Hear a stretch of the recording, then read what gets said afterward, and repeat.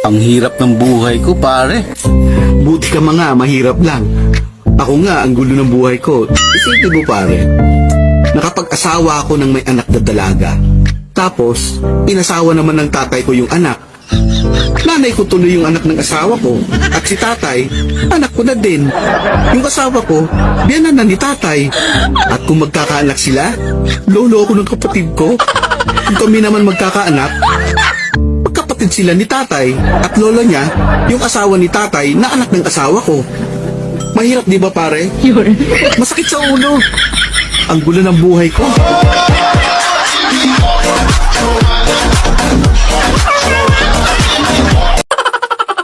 Hindi, may bahay ako nga pinagawa.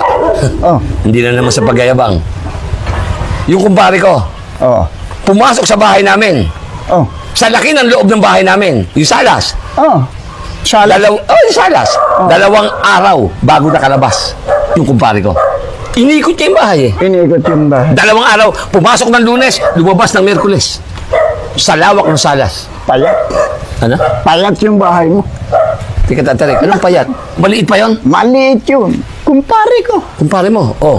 Pumasok sa bahay niya. Doon mismo sa tinitiran niya. Oh. 1965. Oh. Lumabas na? Hindi pa. Bakit? Sa isang taong palalabas yun. Sa 2021 pa? Oo. Ang tagal naman. Ba't alam mo yung bahay niya? Munting lupa. Panawagan sa lahat po ng mga pangit. Manatili lang po sa loob ng bahay. Sinabi niyang manatili lang sa loob ng bahay eh. Pumasok ka dun.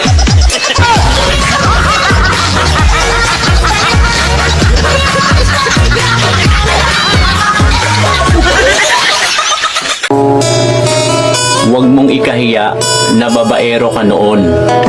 Ang mahalaga, babaero ka ngayon, bukas, at magpakailanman.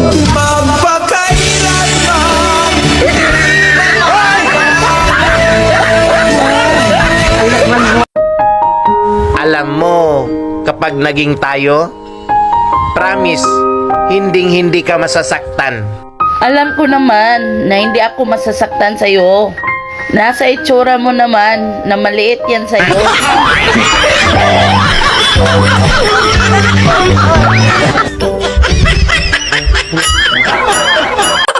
Paalala lang, bago mag-asawa, alamin mo na ang background.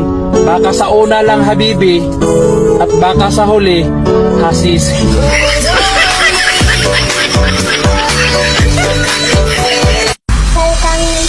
Sabi nila, kapag nagmahal ka, maranasan mo yung masakit.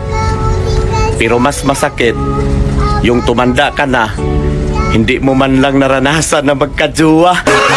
Gago!